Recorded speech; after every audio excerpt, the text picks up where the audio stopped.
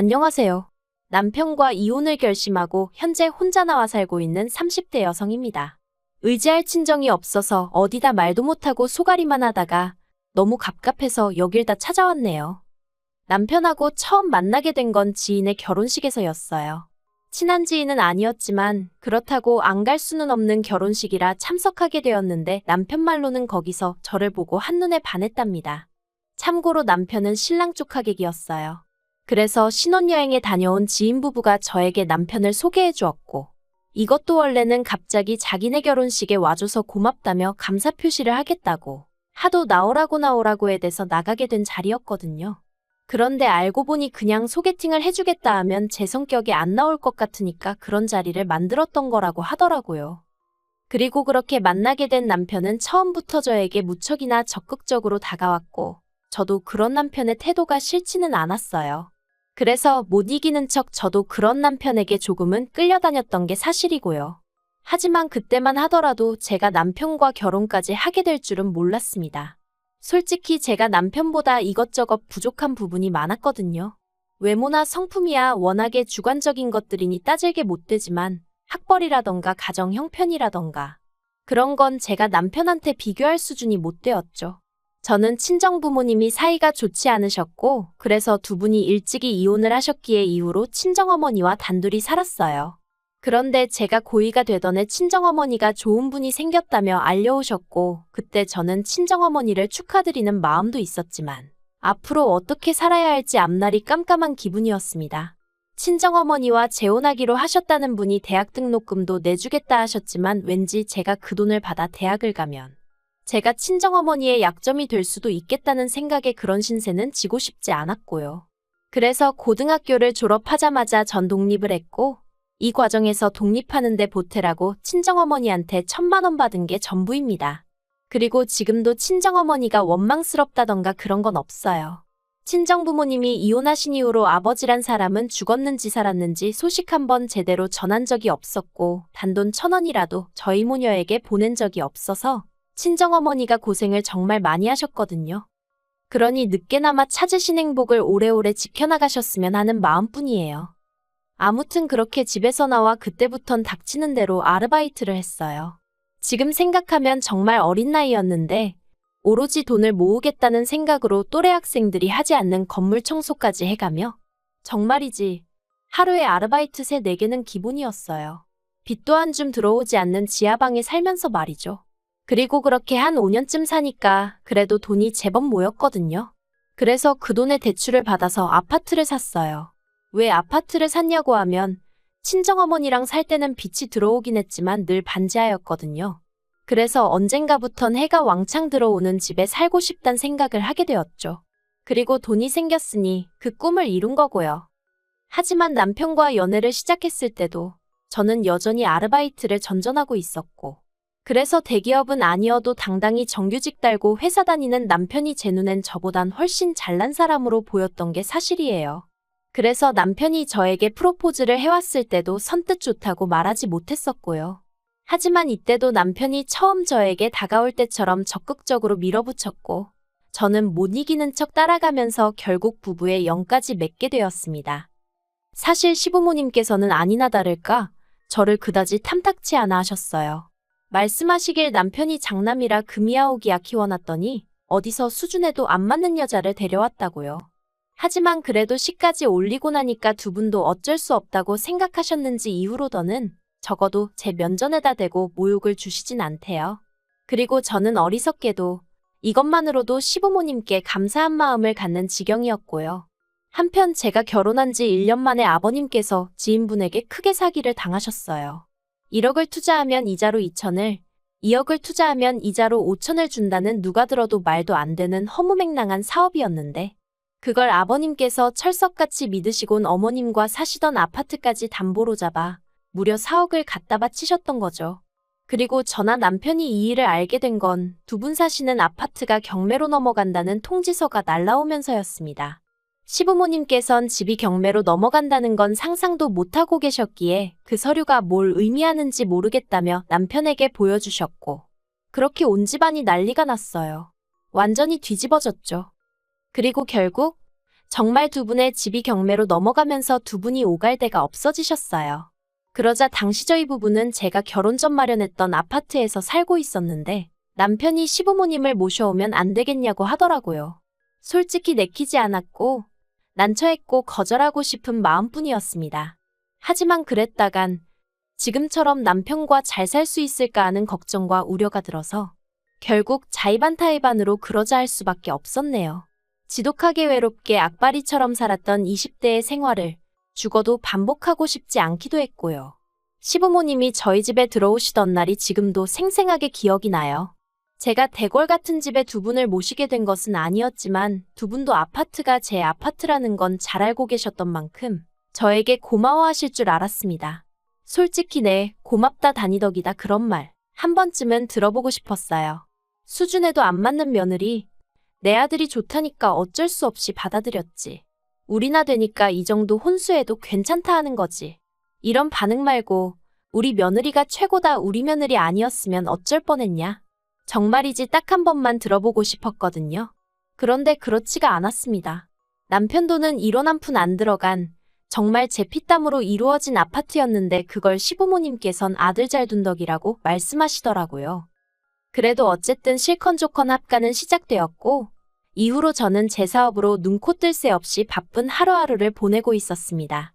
사실 시부모님 사정이 이렇게 될 줄 모르고 저는 저대로 결혼하고 얼마 지나지 않아서부터 사업 계획을 세웠고 약 1년 만에 사업을 시작했는데 하필이면 그때 앞서 말씀드린 사건이 터진 거거든요.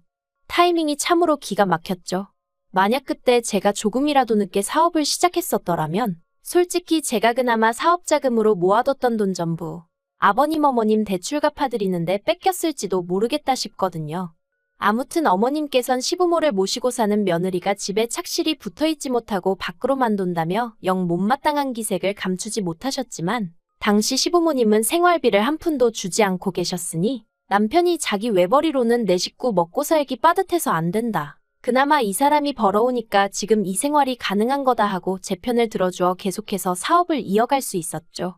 그리고 더 까놓고 말하자면 집에 가봤자 저를 기다리고 있는 건 산더미처럼 쌓여있는 집안일과 시부모님의 잔소리 폭탄이 전부였으니 제 집이 제 집같이 편하질 않았고 그래서 점점 더 많은 시간을 사업에 쏟게 되었습니다.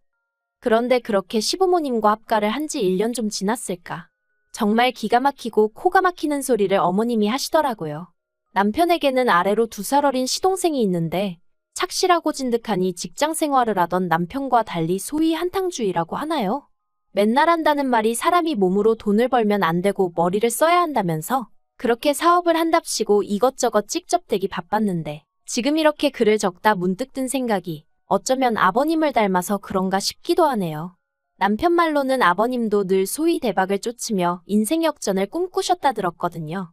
아무튼 그런 시동생은 저희가 결혼하고 넉 달 만에 식을 올렸는데 사실 이것도 사연이 있어요.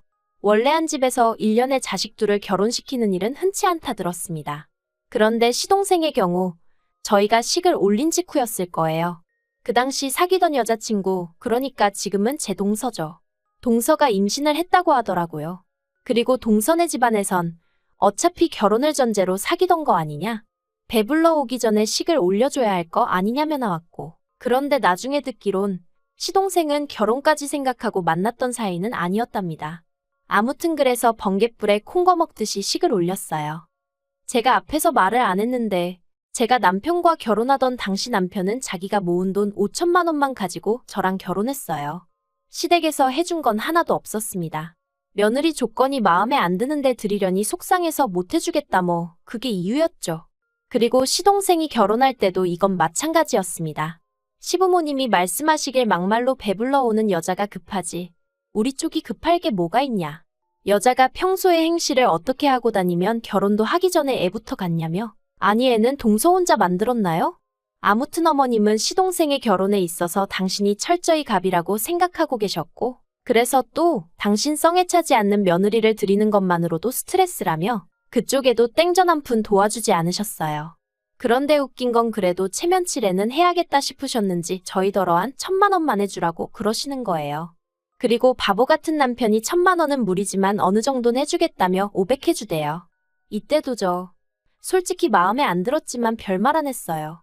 제가 언니 오빠 동생이 없다 보니 남편 마음을 이해 못하는 거 아닌가 하고 어떻게든 제 자신에게서 이유를 찾아보려고 했죠.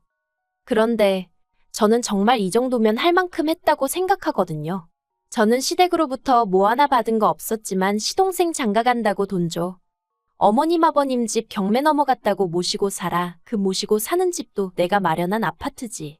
저보다 잘난 며느리들도 많겠지만 제가 그렇게 못난 며느리란 생각도 안 들었어요. 그런데 사람 욕심이 끝이 없다더니 지금으로부터 3달 전인가 시동생이 또 사업을 말아먹었다는 얘기가 들려왔습니다. 마지막이라며 동선의 부모님 그러니까 그쪽 처가에서 돈까지 갖다 썼다고 들었는데 말 그대로 쫄딱 말아먹었다네요. 그래서 결국 그 처가에 들어가 살고 있다고요. 그런데 시동생이 시부모님하고 저희 남편한테 자기들도 저희 집에 들어와 살면 안 되겠냐고 그랬던 모양입니다. 처가에서 눈치 보여 못 살겠다며 저희 남편더러 방 한 칸만 내어달라고 했다나요? 34평짜리 아파트에 방이 3개니 이론상으론 시부모님 저희 부부 시동생 내 부부 살면 살지 못 살 건 없었죠. 하지만 생각할수록 너무 스트레스더라고요. 게다가 저를 정말 언짢게 한 건 어머님의 태도였습니다.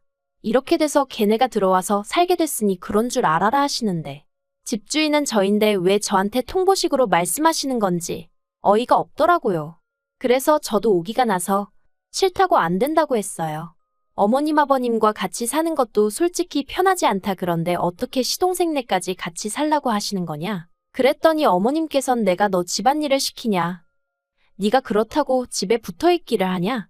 어차피 낮에는 빈집이나 마찬가지인데 뭐가 문제냐? 들어오게 할 거다. 하고 막 나오시는 거예요.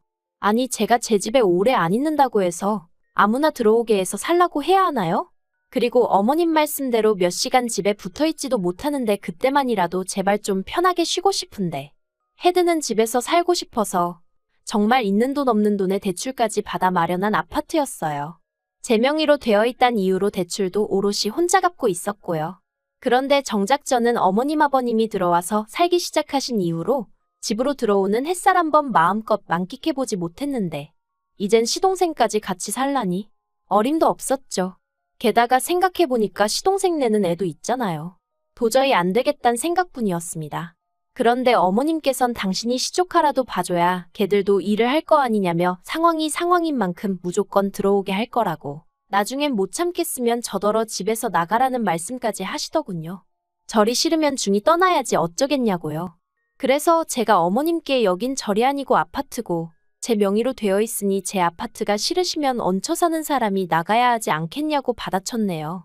그러자 이번엔 어머님께서 며느리가 돼서는 시부모를 쫓아낸다며 그걸로 남편에게 울고불고 노여워하셨고 그나마 믿었던 남편마저 저더러 원래 이렇지 않았지 않냐며 정말 마지막이라고 어쨌든 자기한텐 하나뿐인 동생인데 제가 한 번만 품어주면 안 되겠냐대요. 게다가 동서까지 저에게 전화를 해서는 아들이 이렇게 능력이 없으면 시댁에서 어느 정도는 도와줘야 하는 거 아니냐고 저한테 하소연을 하는데 아니 제가 시동생을 낳은 것도 아니고 저도 엄연히 동서하고 같은 처지였잖아요. 정말 온 가족이 저 하나 나쁜 X로 몰아가는데 환장할 노릇이었죠. 그래서 결국 저는 결단을 내릴 수밖에 없었습니다. 그리고 그 결단이란 것은 아파트를 부동산에 내놓는 것이었어요. 막말로 집을 팔아버리면 저도 그렇지만 다들 나가야지 별 수 있겠나 싶었거든요. 그래서 부동산에 집을 내놓은 그날 시부모님께 집 내놨다고 말씀드렸더니 저희 어머님은 김칫국부터 드셨습니다. 드디어 정신을 차렸냐며 그래. 이참에 집도 좀 넓혀가자 시동생네는 애가 있어서 나도 좀 걱정이었다. 정말 끝까지 여러 가지 의미로 사람을 실망시키지 않으시는구나 싶대요. 그런데 남편은 그래도 같이 한 시간이 있어서인지 뭔가 꺼림직했나 봐요. 왜 집을 내놨냐고 계속해서 집요하게 물어왔으니까요. 제가 시동생네랑 같이 살기 싫어서라고 딱 잘라 말했습니다. 그랬더니 시부모님 얼굴이 벌겋게 달아올라서는 저더러 못돼 처먹었다고. 게다가 남편까지 저더러 너 왜 이렇게 이기적이냐 변했냐 하는데 정말 정내미가 뚝 떨어진다는 게 이런 건가 싶었습니다. 그래서 제가 내가 뭐가 이기적이냐고 나는 뭐 맨날 소처럼 일만 하고 나 싫다는 어머님한테 바보처럼 내내하고 웃는 낯장만 해야 되냐고 소리를 질렀어요. 사실 그런 식으로 말하려던 건 아닌데 저도 가슴에 응어리가 있었는지 말이 그렇게 나간 거죠.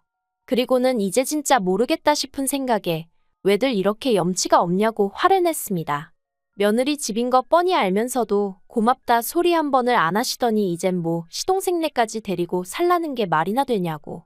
그냥 이 꼴 저 꼴 다 보기 싫으니 어머님 아버님도 나가시라고요. 그리고 솔직히 수치스러워서 말도 하기 싫지만 남편이 순간 제 뺨을 딱 때렸습니다. 얼떨떨하고 화끈화끈하고. 그래서 그냥 그대로 차키랑 지갑만 챙겨서 병원으로 밟았네요. 진단서 끊고 경찰에 신고하고. 솔직히 저도 같이 속된 말로 들이받을 수도 있었겠지만 그 와중에 이혼할 때 한 대 맞은 게 저한테 유리하게 적용되지 않을까 하는 생각이 번뜩 들었거든요. 그래서 맞붙지 않고 병원하고 경찰서부터 갔죠. 바로 이튿날이 됐을 때는 저는 비록 원하던 가격은 아니었지만 하루라도 이 지옥에서 빨리 탈출하겠다는 생각으로 집을 팔아버렸어요. 그리고는 집 나간 며느리가 집 안로 기어들어왔다며 비웃는 시부모님 면전에 집 팔았으니 언제까지 비우라고 알렸더니 어머님은 급기야 울대요. 수준도 안 맞는 며느리가 들어와서 자기가 거리에 나앉게 생겼다며 아버님이 똥된장 분간 못하고 사기당한 건 기억을 못하나 싶어서 한마디 해주려다 이러쿵저러쿵 말 길어지는 게 싫어서 예 하고 말았어요. 체면치레하기 좋아하고 뭣도 없으면서 자기들 평판은 어지간히 신경 쓰는 사람들이라 아마 안 나가고 버티고 그런 건 못할 거예요. 그리고 저는 지금 사업장 근처에 오피스텔을 얻어서 나와 있어요. 집에 있는 짐이라곤 남편이 결혼할 때 돈 5천으로 해온 가정가구들이 전부니 그거 다 이고지고 나가라고 하죠 뭐. 그리고 변호사 말이 이혼 소송에도 저한테 유리하다고 결국 마음 급한 건 남편일 테니 저더러 너무 걱정하지 말라더라고요. 20대처럼 외로워질까봐 썩은 동아줄인 거 알면서도 어떻게든 붙들고 있어 보려던 건데 그 동아줄 잡고 불안하게 사느니 저 혼자 마음 편히 사는 게 훨씬 낫겠다는 생각이에요. 빨리 모든 게 정리되어 햇볕 잘 드는 집에서 새 출발하고 싶네요.